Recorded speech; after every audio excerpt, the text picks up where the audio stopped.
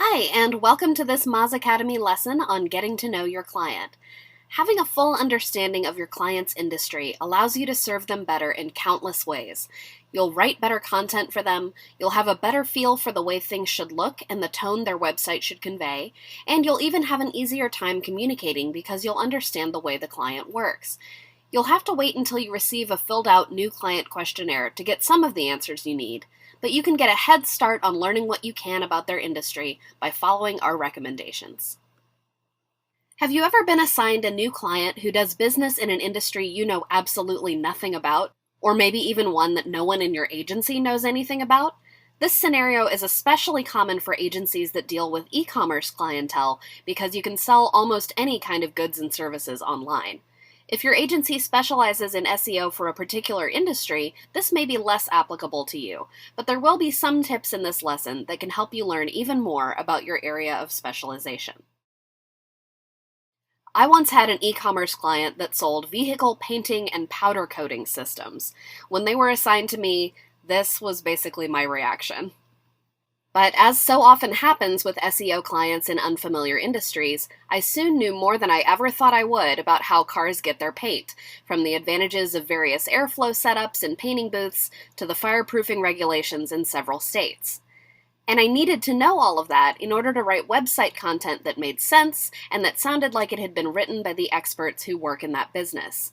I needed it to understand what redirects made sense when pages were removed from the site, to conduct impactful link building, to redesign site navigation, everything. If I had tried to bluff my way through all of that, it would have been a waste of the client's money because my contributions would have been useless to their customers.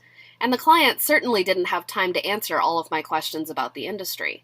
So let's look at some of the ways you can self-educate and bootstrap your expertise on a brand new topic. Our most obvious recommendation comes first, and that is just to explore the client's website. This is really the bare minimum you should do to prepare for a new client, so I'll assume you're already doing it, but here's what you should look for. If it's an e-commerce site, take a look at what products they sell. You can start by Googling what each of these items is and what they're used for if you're not sure. Resellers in some industries, like in automotive for example, will often include links to owner's manuals for some of their products. Those are a good resource to start learning how to describe certain items.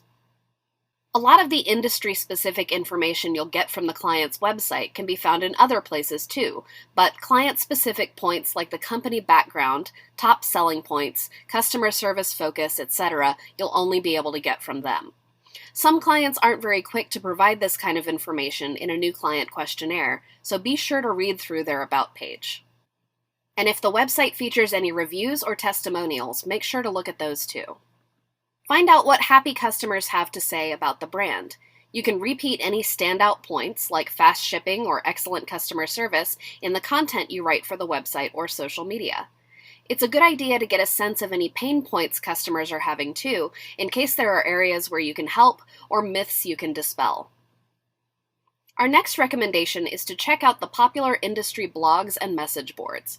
No matter what field you're working in, there's almost certainly an expert blogger or two writing about it regularly, and reading those posts plus online discussions will help you get into the mindset of an industry aficionado. Try doing a Google search for whatever your topic or industry is, followed by the phrase in URL:blog, all one word, just like you see it up top here. Your search results will all be blogs around the topic you've searched for, and you can do a smell test or use a tool like the Moz bar to check the quality of those you're unsure about. This would also be a great time to fire up your Reddit account and search for communities related to your client's field. If there's not much action there, you can look for other message boards or discussion groups on more industry-focused sites. Some larger clients might even host them on their own domains. Check out what people are discussing, what they're asking questions about, and make note of other resources that people point to in their answers. You'll find good site content fodder, and you'll understand how this type of customer speaks and wants to be spoken to. Next, look at reviews of products your client sells or similar products. These reviews don't have to be on your client's own website. Check Amazon too, and read the questions people ask about the products while you're there. Seeing the way other sellers present the same or similar products will give you a greater range of language to use when talking about them, and you'll probably get the answers to some product questions you didn't even know you had. For example, without this customer question, you might never have known that an inflatable spray booth uses a fan to keep its shape while the car is inside being painted. If your client isn't in e-commerce, you can probably still glean some information from reviews and questions related to their industry. For example, if they're a medical practice in a specialized field, you might look at Yelp reviews for their practice and others to better understand what kinds of concerns their patients have. You can also find product reviews in the form of videos. Video marketing in general, plus how-to videos made by people outside your client's company, is hugely helpful in getting to know a brand. That's because for a lot of people, no matter how much you read about a topic, if it's new to you, you sometimes just have to see it in action to really understand it. This was definitely true for me with the powder coating and spray painting client. Reading descriptions of the steps in the process was educational, but it helped a lot to see the spray guns at work and get a feel for operating one. Plus, video marketing and user videos tend to convey the tone and vibe of an industry much better than words on a screen. In this case, the colors, the music, and even what the presenter was wearing gave me more information than I had before. If your client is a nonprofit organization or is otherwise involved in a field with a lot of emotion attached to it, videos can help you understand the depth of concern about their particular area, show how they're making an impact, and make their cause more tangible for you. Of course, for a truly hands-on understanding of a physical item, there's no better way than to experience it yourself. If it's financially and logistically reasonable, have the client send you a sample or two of whatever it is they're selling. Or have them send over any physical materials related to their messaging, like event invitations or swag they've given away.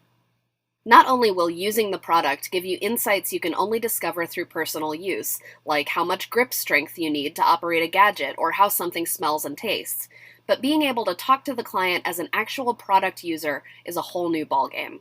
Having first-hand experience with the brand shows the client that you have a personal investment in what they're doing.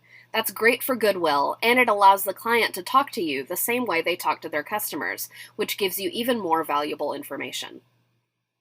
Finally, now that you've explored the client's industry across the internet and beyond, we recommend creating a glossary or style guide for any clients with a lot of their own lingo. Every industry has their slang terms and their own way of speaking about the topics they know best, and you can't properly represent your clients without speaking their language. You can refer to your industry-specific style guide when trying to decide how to phrase a blog post or when writing a link-building email to an expert blogger. It'll make your content more genuine as long as you don't sound like you're trying too hard.